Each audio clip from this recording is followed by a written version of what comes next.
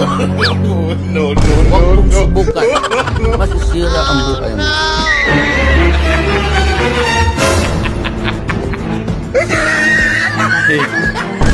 Oh shit, not good. Nagano ko to. Balikin mo. Kaya pala minsan pag nasa bintana siya, katingin siya sa TV. Sige noon. Yan, gusto niya, lapit mo. Wala. Den. Yung tali niya. Di dapat anin mo. Napadala ko yung tali niya. Pinupuntahan niya eh.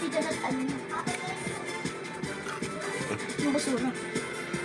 Kailangan na yan, lagi dyan lang. Gusto niya makipaglaro sa mga ano. Siya magkapaglaro sa ibon. Lagi naka... Dinosaur. Dinosaur ba yan? Yun o. Ah. No!